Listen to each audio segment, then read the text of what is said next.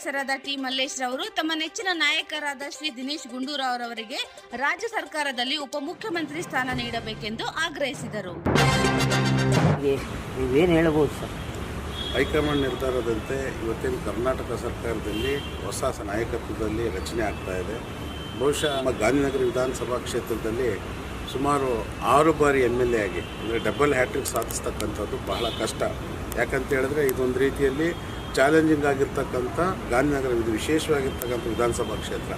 ಇಲ್ಲಿ ಎಷ್ಟೋ ಸಾಮರ್ಥ್ಯ ಮತ್ತು ಜನಾನುರಾಗಿಯಾಗಿ ಬಡವರ ಬಂಧುವಾಗಿ ಎಲ್ಲ ವರ್ಗದ ಜನಾಂಗವನ್ನು ಒಂದೇ ಹಾದಿಯಲ್ಲಿ ತೆಗೆದುಕೊಂಡು ಹೋಗ್ತಕ್ಕಂಥ ಸಾಮರ್ಥ್ಯ ಇರತಕ್ಕಂಥ ನಾಯಕರು ಮಾತ್ರ ಇಷ್ಟು ಬಾರಿ ಇಲ್ಲಿ ಗೆಲ್ಲಲಿಕ್ಕೆ ಸಾಧ್ಯ ಆಗ್ತದೆ. ಮತ್ತು ಅವರು KPCC ಅಧ್ಯಕ್ಷರಾಗಿ ಈ ಹಿಂದೆಯೇ ಮಂತ್ರಿಗಳಾಗಿ ಯಶಸ್ವಿ ನಾಯಕರಾಗಿ ಹೊರಹೊಮ್ಮಿರ್ತಾರೆ. ಇಂಥ ನಾಯಕರನ್ನು ಇವತ್ತು ಬಹಳ ಅವಶ್ಯಕತೆ ಇದೆ.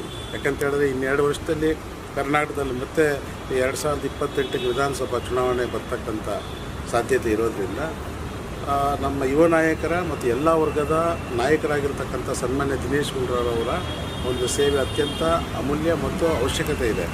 ಮತ್ತು ಈಗಾಗಲೇ ಏನು ಕರ್ನಾಟಕ ರಾಜ್ಯದಲ್ಲಿ ಆರೋಗ್ಯ ಕುಟುಂಬ ಕಲ್ಯಾಣ ಸಚಿವರಾಗಿ ಅತ್ಯಂತ ಯಶಸ್ವಿ ಸಚಿವರಾಗಿ ಕೆಲಸ ಮಾಡಿದ್ದಾರೆ. ಏನು ಕರ್ನಾಟಕ ಸರ್ಕಾರಕ್ಕೆ ಈ 3 ವರ್ಷದಲ್ಲಿ ಒಳ್ಳೆಯ ಹೆಸರು ಬಂದಿದೆ ಅಂತ ಹೇಳಿದ್ರೆ ಅದರಲ್ಲಿ ಸನ್ಮಾನ್ಯ ದಿನೇಶ್ ಗುಂಡೂರಾವ್ ಅವರ ಕೊಡುಗೆ ಕೂಡ ಅಪಾರವಾಗಿದೆ.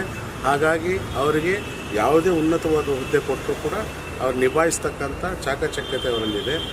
ಗಾಂಧಿನಗರ ವಿಧಾನಸಭಾ ಜನತೆಯ ಪರವಾಗಿ ಮತ್ತು ಈ ರಾಜ್ಯದ ಅಪಾರ ದಿನೇಶ್ ಗುಂಡೂರಾವ್ ಅವರ ಅಭಿಮಾನಿಗಳ ಪರವಾಗಿ ನಾನು ವಿನಂತಿ ಮಾಡ್ಕೊಳ್ತೀನಿ ಹೈಕಮಾಂಡಿಗೆ, ನಾಯಕರಿಗೆ, ಸನ್ಮಾನ್ಯ ದಿನೇಶ್ ಗುಂಡೂರಾವ್ ಸಾಹೇಬ್ರವರಿಗೆ ಏನು ಉಪಮುಖ್ಯಮಂತ್ರಿ ಸ್ಥಾನಮಾನ ನೀಡಿದಲ್ಲಿ ಕರ್ನಾಟಕಕ್ಕೆ ಕಾಂಗ್ರೆಸ್ ಪಕ್ಷಕ್ಕೆ ವಿಶೇಷವಾಗಿ ಹೆಚ್ಚಿನ ಅನುಕೂಲ ಆಗ್ತದೆ ಅಂತ ಈ ಸಂದರ್ಭದಲ್ಲಿ ಹೇಳ್ತೀನಿ. ಹಾಗಾಗಿ ಮಾನ್ಯ ಏನು ಹೈಕಮಾಂಡ್ ಆಗಿರ್ಬೋದು, ಎಲ್ಲ ಹಿರಿಯ ನಾಯಕರಾಗಿರ್ಬೋದು, ಸನ್ಮಾನ್ಯ ದಿನೇಶ್ ಗುಂಡೂರಾವ್ ಸಾಹೇಬ್ರವರಿಗೆ ಮತ್ತೊಮ್ಮೆ ಮಂತ್ರಿಗಳಾಗಿ ಅವಕಾಶ ಕೊಡೋದರ ಜೊತೆಗೆ ಅವರಿಗೆ ಉಪಮುಖ್ಯಮಂತ್ರಿ ಸ್ಥಾನವನ್ನು ಕೊಡಬೇಕು.